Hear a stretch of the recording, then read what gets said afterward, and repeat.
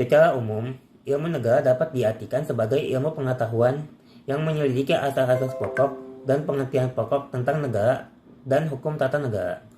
Sebagai ilmu pengetahuan, ilmu negara harus memenuhi dua syarat pokok sebagai ilmu pengetahuan, yaitu syarat objektif, bahwa kebenaran harus dapat diterima secara umum. Yang kedua adalah syarat sistematis, di mana pengertian-pengertian yang diperoleh tidak boleh bercerai-berai, melainkan merupakan satu kesatuan yang erat atau saling berhubungan. Unsur-unsur ideal ilmu pengetahuan dapat bersumber pada akal pikiran manusia atau pada perasaannya. Jika suatu bangunan hukum itu bersumber pada akal pikiran, maka disebut sebagai pengertian hukum. Dan jika bangunan hukum itu bersumber dari perasaan, maka hukum itu disebut sebagai asas-asas hukum. Demikian pula dalam ilmu negara. Dikenal adanya asas-asas dan pengertian mengenai negara dan hukum tata negara. Pengertian dalam ilmu negara pada umumnya bersifat tetap.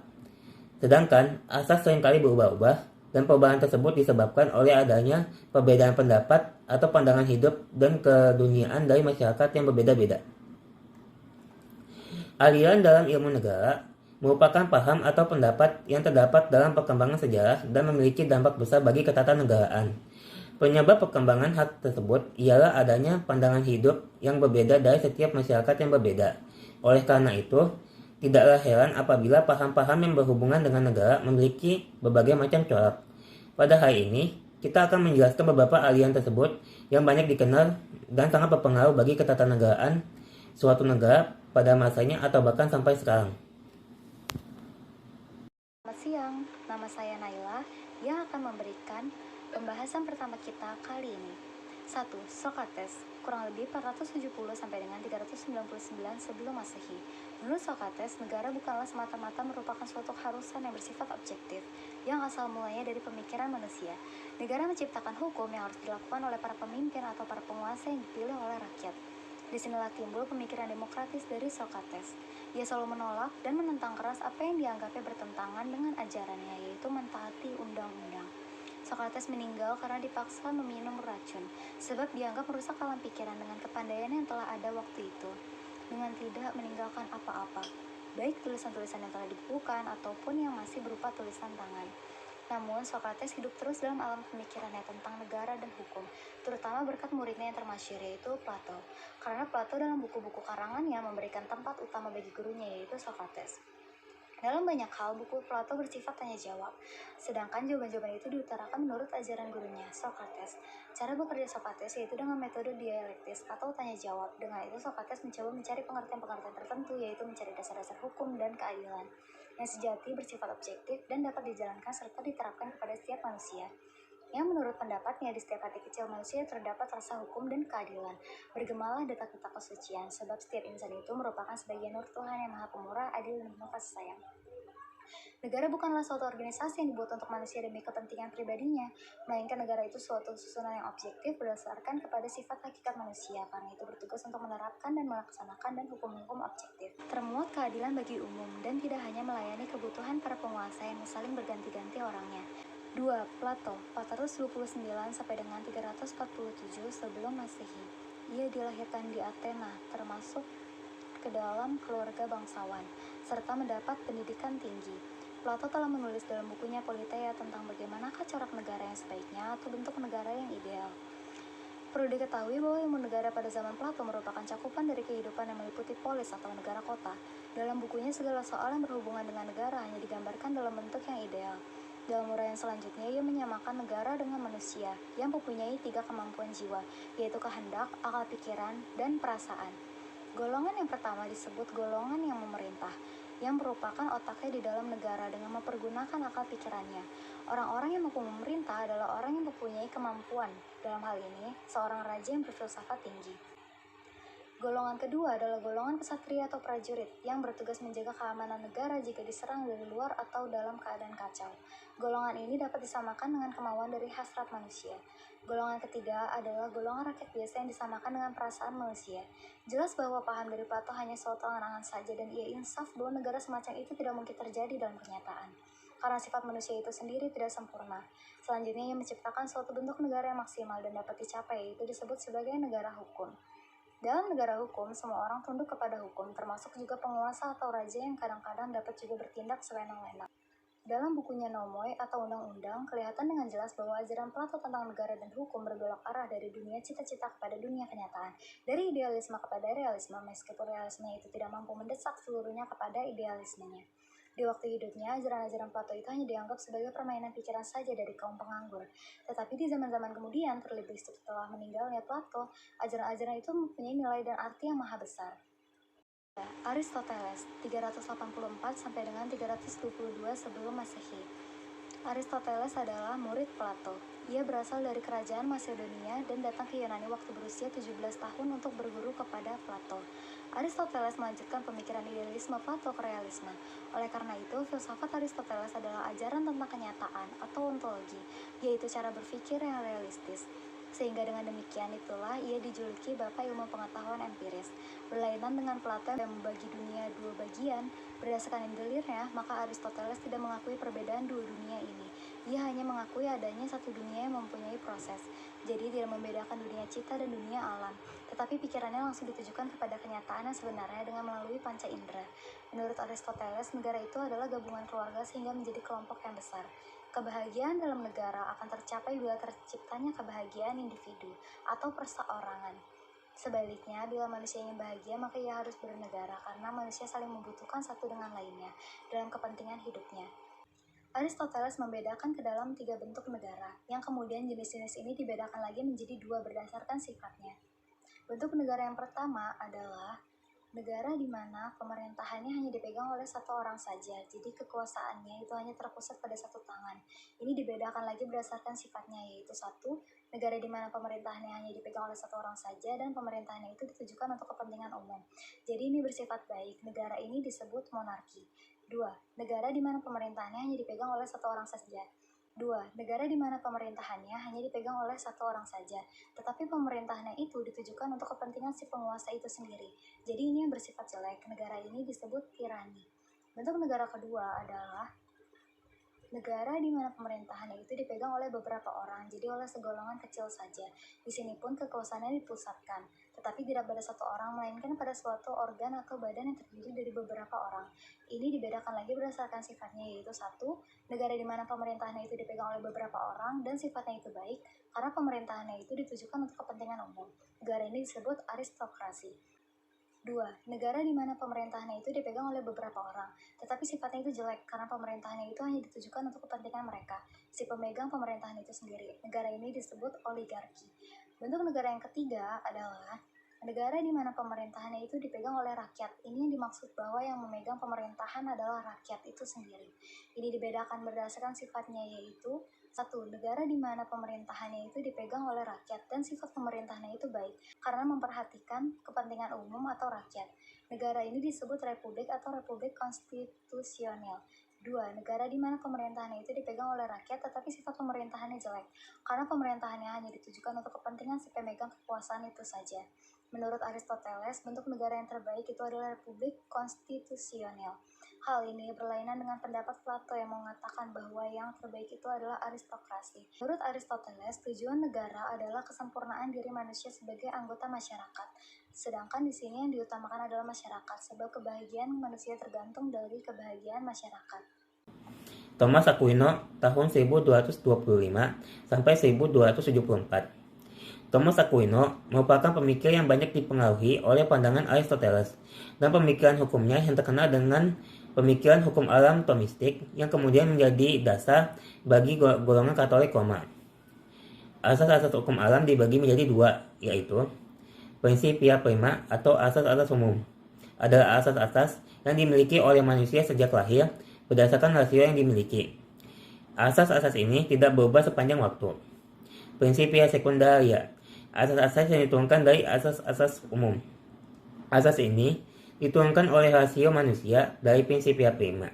Karena merupakan tafsiran manusia, maka Principia Secundaria tidak berlaku dan berubah menurut waktu dan tempat. Sedangkan hukum dibagi menjadi 4, yaitu Lex Aeterna, hukum abadi, yaitu hukum Tuhan yang mengatur sesuai dengan kehendak dan tujuan Tuhan serta bersifat kekal dan menjadi sumber dari segala sumber hukum. Yang kedua, lex divina, hukum ketuhanan, merupakan sebagian kecil rasio Tuhan yang diwahyukan kepada manusia atau firman Tuhan. Hukum yang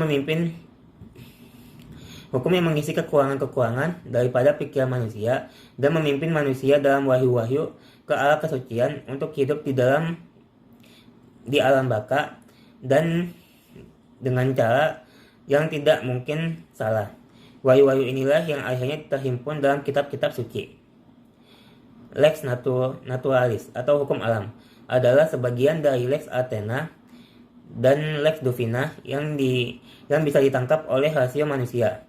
Manusia adalah sebagai makhluk yang berpikir, maka ia merupakan bagian daripadanya. Ini adalah merupakan hukum alam.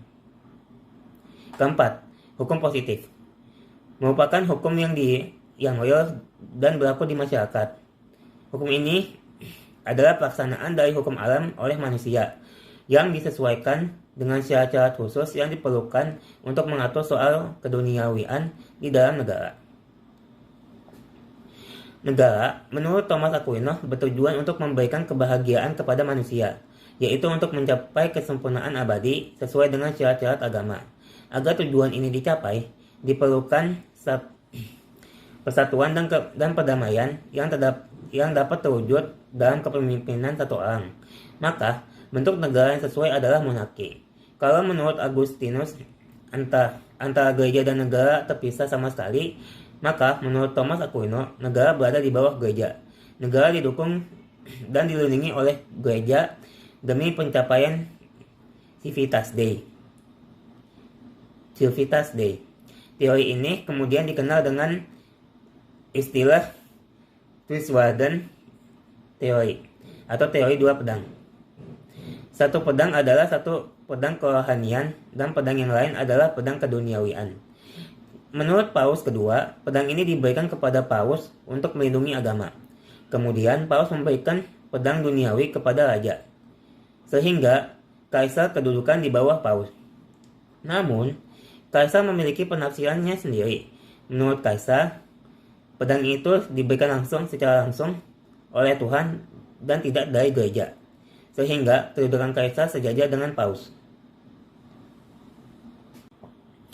Franz Oppenheimer. Franz Oppenheimer lahir di pinggiran kota Berlin. Putra seorang nabi, karir pertamanya adalah bidang kedokteran yang ia pelajari di Universitas Freiburg dan Berlin.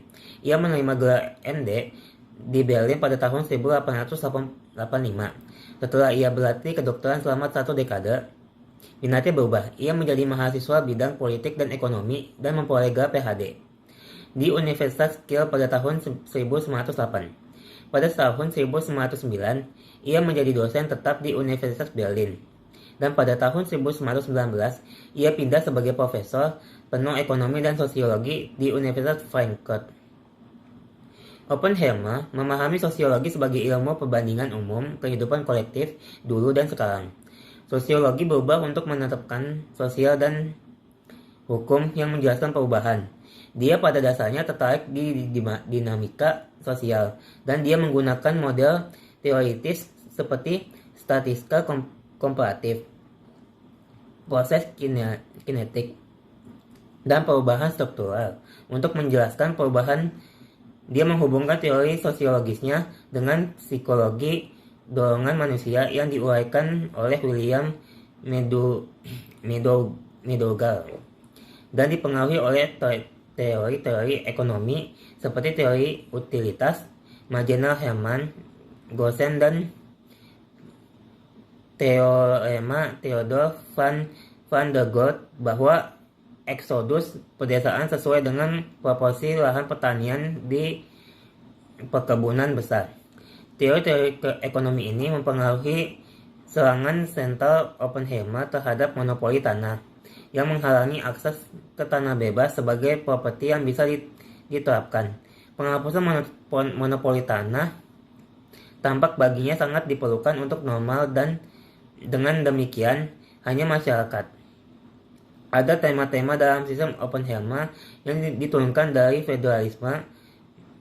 Konstantin Vance dan Proudhon. Dan teori-teori antropologis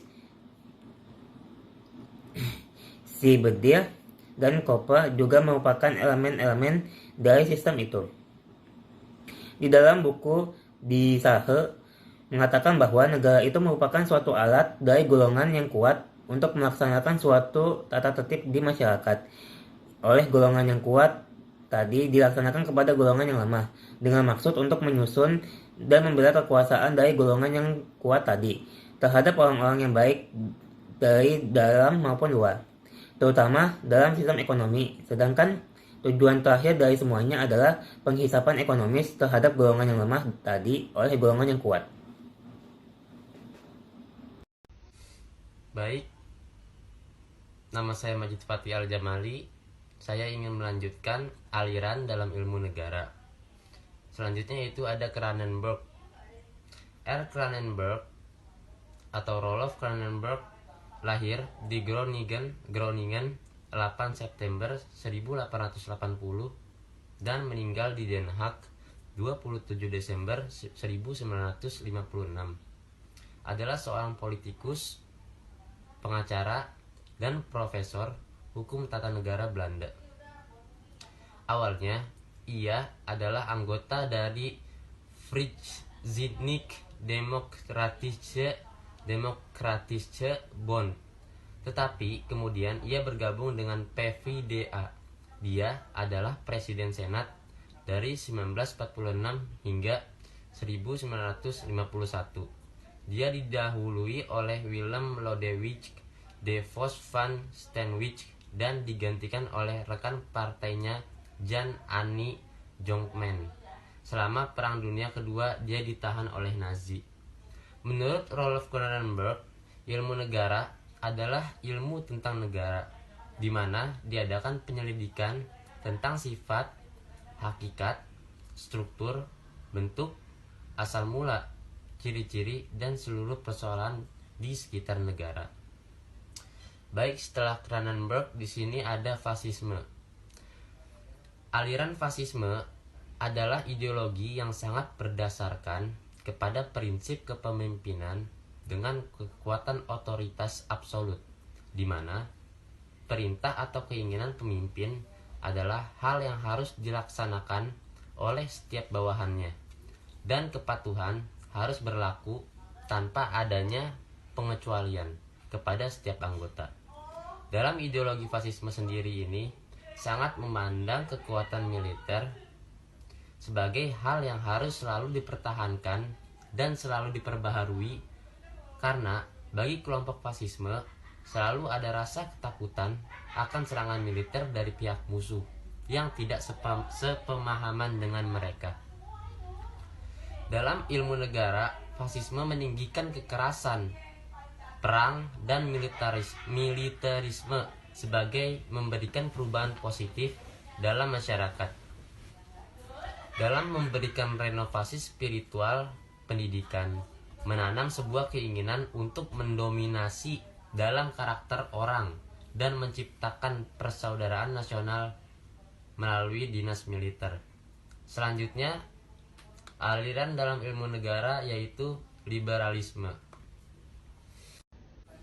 Libertas atau dalam bahasa Inggris disebut liberty, yang artinya yaitu kebebasan. Liberalisme adalah suatu paham yang menghendaki adanya kebebasan. Kebebasan yang dimaksud apa? Kebebasan yang dimaksud adalah kebebasan untuk bertempat tinggal, kemerdekaan pribadi, kemudian hak untuk menentang penindasan, serta hak untuk mendapatkan perlindungan pribadi dan hak milik. Nah, selain itu, liberalisme juga didefinisikan sebagai suatu paham yang menghendaki adanya kebebasan individu, baik dalam bidang ekonomi, dalam bidang politik, ilmu pengetahuan, kebudayaan, agama, maupun kebebasan sebagai warga negara yang dinamakan liberalisme. Paham liberalisme atau paham liberal maupun sebagai reaksi atau penindasan yang dilakukan oleh kaum bangsawan dan agamawan pada masa perkembangan feodalisme dengan pemerintahan monarki absolut. Pendukung utama paham liberal adalah kaum borjuris dan kaum-kaum terpelajar kota. Yang terakhir yaitu aliran nasionalisme. Aliran nasionalisme adalah suatu paham yang mempertahankan kedaulatan sebuah negara dengan mewujudkan suatu konsep bersama untuk kelompok manusia yang mempunyai tujuan yang sama dalam kepentingan nasional dan juga rasa ingin mempertahankan negaranya, baik itu secara internal maupun secara eksternal. Dalam ilmu negara, nasionalisme sangat penting di dalam kehidupan berbangsa maupun bernegara. Karena itu, merupakan bukti akan cinta terhadap bangsa dan negara kita. Dan seterusnya kita menjaga dan melestarikan akan rasa nasionalisme itu. Supaya apa? Supaya persatuan dan kesatuan bangsa Indonesia tetap kokoh. Seringkali kita mendengar kata nasionalisme karena begitu pentingnya di dalam kehidupan berbangsa maupun bernegara. Baik, seperti yang sudah kita sampaikan, kita dapat menarik kesimpulan bahwa aliran-aliran dalam ilmu negara itu dapat berbeda-beda sesuai dengan siapa dan di mana dia berasal. Dan hal tersebut juga dapat disampaikan dan disesuaikan dengan kondisi kemasyarakatan yang ada pada zamannya dan dimanapun dan kapanpun. Oke, sekian dari kelompok kami. Terima kasih telah menyaksikan. Wabillahi taufik wal hidayah. Wassalamualaikum warahmatullahi wabarakatuh.